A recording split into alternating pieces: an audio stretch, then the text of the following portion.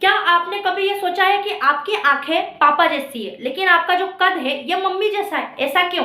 देखिए, आज से हम आपको बायोलॉजी क्लास 12 का पूरा चैप्टर और पूरी क्या कहते हैं बायोलॉजी अच्छी तरह से समझाएंगे।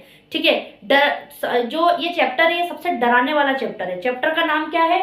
वंशागति और विविधता के सिद्धांत, जो आप थंबनेल में देखकर अभी आए हैं। यही चैप्टर क्या होता है? सबसे डराने वाला चैप्टर है। लेकिन इसको आप टेंशन मत लीजिए, मैं आसान भाषा में समझाऊंगी। किस भाषा में समझाऊंगी? सबसे आसान भाषा में, और आपके सारे डाउट एग्जाम से रिलेटिव क्लियर कर दूंगी। देखिए, डरने की जरूरत नहीं है क्योंकि मैं हूं ना। अब देखिए, हम समझने वाले हैं कि वंशागति और विविधता के सिद्धांत आखिरकार है क्या।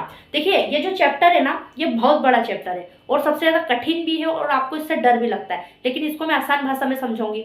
तो देखिए, सबसे पहले आप ये बात ध्यान रखिए कि मैं इस चैप्टर को 4 पार्ट में डिवाइड करूंगी, 8-8 मिनट के, ताकि आपको बोरिंग भी नहीं लगे और आपको समझने में भी मजा आए। ठीक है। अब देखिए, सबसे पहले हम समझते हैं कि वंशागति क्या है। ये 3 नंबर में एग्जाम में क्वेश्चन पूछता है। कितने नंबर में? 3 नंबर में। क्या पूछता है? बताओ वंशागति क्या है। अब देखिए, वंशागति गति क्या है। अब देखिए उदाहरण। देखिए, वंशागति का मतलब ये होता है कि माँ बाप के गुण बच्चे में आना, पीढ़ी में आना या संतान में आना ही वंशागति कहलाता है। अब आप बोलोगे कैसे मैडम, नहीं समझे? देखो, समझते हैं। देखिए, जैसे मम्मी की आंखों का रंग है ना, बालों का प्रकार, पापा के लंबाई यानी कद और रक्त का समूह, ये चारों चीजें जो रहती हैं, अगर एक बच्चे में आती है या संतान में आती है, किससे? मम्मी पापा से, उसे हम कहते हैं वंशागति।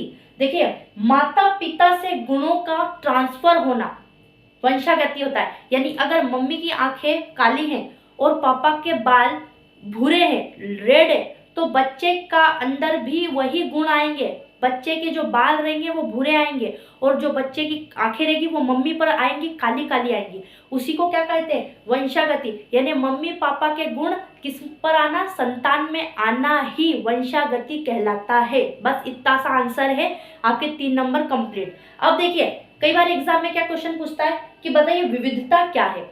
विविधता क्या है? देखिए, बहुत आसान चीज है कि जो विविधता है, अगर सब कुछ कॉपी होता तो सब क्या होता? एक जैसे दिखते, है ना। अगर जैसे मान लो पेज के जो फोटो कॉपी आप कराने जाते हो पेज की, तो पेज कैसे होते? एक जैसे दिखते। वैसे ही अगर सब कुछ कॉपी होता है ना, तो हम सब एक जैसे दिखते। क्योंकि देखिए, हमारी आंख, नाक, कान, मुंह, बाल, ये सब एक जैसा है। यहाँ तक कि हमारे अंदर का जो रक्त है, खून, ये भी एक जैसा है। लेकिन हमारा जो चेहरा है, बस इसमें थोड़ा अंतर है। यही हमको सबसे अलग बनाता है। इसलिए हम एक दूसरे को पहचान पाने में, समझ पाने में आसानी होती है। लेकिन अगर ये भी एक जैसा होता, यानी हम भाई बहन फोटो कॉपी होते, तो हम कैसे पहचानते कि आप कौन हो या मैं कौन हूँ, है ना। पहचान पाने में कठिनाई नहीं होती। ठीक है, कि मम्मी कौन है, पापा कौन है। तो इसमें थोड़ा अंतर आया, है ना। इसमें थोड़ा सा अंतर होना जरूरी है, तो अंतर आया, और उस अंतर को ही हम क्या कहते हैं? विविधता यानी वेरिएशन। ठीक है, आपको और अच्छे से समझो। देखिए, अगर सब कुछ कॉपी होता तो सब एक जैसे दिखते, लेकिन ऐसा नहीं होता है। माता पिता से गुण मिलने के बावजूद जो थोड़ा बहुत अंतर होता है, उसे कहते हैं विविधता यानी वेरिएशन। क्या कहते हैं? वेरिएशन। विविधता यानी वेरिएशन। सब कुछ कॉपी होना जरूरी नहीं है। अब देखिए, विविधता का मतलब ही क्या होता है? इवोल्यूशन यानी विकास का आधार, है ना। विविधता मतलब एवोल्यूशन, विकास का आधार। ठीक है, आप समझ गए कि विविधता क्या है। अब देखिए, अब हम समझते हैं जेनेटिक्स क्या है। देखिए, पहले तो आपको ये बता दूं कि ये 4 नंबर के क्वेश्चन में पूछता है जेनेटिक्स। 2 नंबर में पूछना आप बंद कर दिया, 4 नंबर में पूछता है। क्या पूछता है कि जेनेटिक्स क्या है? तो देखिए, वंशागति और विविधता का अध्ययन। देखिए, अभी हमने क्या समझा? वंशागति, फिर हम क्या समझे? विविधता। अब इन दोनों के अध्ययन को, ये दोनों मिले, वंशागति और विविधता, ये दोनों आपस में मिले किससे? जेनेटिक्स से। तो इन दोनों के अध्ययन को ही क्या कहा गया? जेनेटिक्स। अब देखिए, जेनेटिक्स यानी अनुवांशिकी। अनुवांशिकी को इंग्लिश में जेनेटिक्स कहते हैं और जेनेटिक्स को हिंदी में अनुवांशिकी कहलाता है। अब देखिए, अनुवांशिकी के जनक है कौन है? अनुवांशिकी के जनक, तो देखिए ग्रेगर मेंडल। मेंडक नहीं है, मेंडल। देखिए, एग्जाम में यहीं से क्वेश्चन पूछता है कि बताइए अनुवांशिकी या अनुवांशिकता के जो जनक है या जन्मदाता या गुरु कौन है? तो देखिए, याद रखना, नाम लिख दीजिएगा कि ग्रेगर मेंडल। बच्चा किसी और का नाम लिख के आ जाता है, नंबर कट जाते हैं, तो भूलिए मत ही। ग्रेगर मेंडल ही अनुवांशिकी के जनक जन्मदाता, पिता, गुरु है, जो भी आपके सामने क्वेश्चन पूछे। ठीक है, अब देखिए मेंडल और उनके प्रयोग। देखिए मेंडल जो है, ग्रेगर मेंडल, ये एक वैज्ञानिक है ना। ग्रेगर मेंडल एक साधु थे या एक वैज्ञानिक है। इन्होंने एक प्रयोग किया था, ठीक है, इसलिए इनको कहा जाता है कि मेंडल और उनके प्रयोग। अब इन्होंने क्या प्रयोग किया पहले ये समझते। देखिए जो मेंडल थे ना, इन्होंने मटर के पौधे पर एक प्रयोग किया था। किस पर प्रयोग किया था? मटर के पौधे पर, गुण के लिए, गुण का तय, गुण और जीन को पता लगाने के लिए मटर के पौधे पर प्रयोग किया था। अब आपके माइंड में ये सवाल आ रहा है कि मटर के पौधे पर ही प्रयोग क्यों किया? उनको कोई और नहीं दिखा, या कोई और सब्जी नहीं दिखी, या हम इंसान या कोई जानवर नहीं दिखा?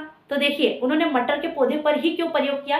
क्योंकि मटर का जो पौधा होता है वो जल्दी से बढ़ता है, यानी मटर के पौधे की जो ग्रोथ होती है वो एकदम तेजी से होती है और स्पष्ट उसमें गुण दिखाई देते हैं। जैसे कि मान लो कोई बच्चा एकदम तेजी से बड़ा हो रहा है, तो उसमें जो माता पिता से गुण उसे मिले हैं वो एकदम स्पष्ट दिखाई देते हैं। इसलिए जो मटर का पौधा होता है ना, वो बहुत तेजी से बड़ा होता है। तो अगर वो जैसे तेजी से बढ़ता है तो उसमें जो गुण होते हैं वो स्पष्ट दिखाई देते हैं और स्वयं परागण यानी सेल्फ पोलिनेशन करते हैं। इसलिए जो क्या कहते हैं मेंडल थे, उन्होंने सबसे पहला प्रयोग अपना जिंदगी का किस पर करा? मटर के पौधे पर करा। अब आपके माइंड में क्वेश्चन आ रहा है कि मैडम ये सेल्फ पोलिनेशन मतलब स्वयं परागण क्या है? देखिए स्वयं परागण, देखिए जब कोई फूल का परागण अंडाशय में जाकर मिलता है तो वहां से एक बीज बनता है। देखिए मटर का क्या बन जाता है? पौधे का बीज बनता है। इससे क्या हुआ कि जो मेंडल थे ना, ग्रेगर मेंडल, उनको अपना प्रयोग करने में आसानी हुई और उन्होंने यह देखा और उनको ये बात पता समझ में आ गई बहुत जल्दी कि जो मम्मी पापा के गुण होते हैं वो बच्चे में यानी संतान में बहुत तेजी से जाते हैं। अब देखिए पहले ये समझिए उन्होंने क्या करा, ग्रेगर मेंडल ने 7 जोड़ी विपरीत गुण चुने। कितने जोड़ी? 7 जोड़ी। 7 जोड़ी क्या चुने? विपरीत गुण। जैसे उन्होंने एक लंबा पौधा लिया, फिर उन्होंने एक बोना पौधा लिया, फिर उन्होंने पीला बीज लिया, फिर हरा बीज लिया, फिर एक खुरदुरा खुरदुरा बीज लिया, फिर एक चिकना बीज लिया। ऐसे 7 क्या करे? विपरीत। विपरीत का मतलब ही क्या हो गया? अलग। 7 जोड़ी विपरीत मतलब अलग गुण को चुना। किसके? मटर के। मटर के पौधे के 7 गुणों को चुना, ठीक है। और उन्होंने पता लगाया, क्या पता लगाया मालूम है?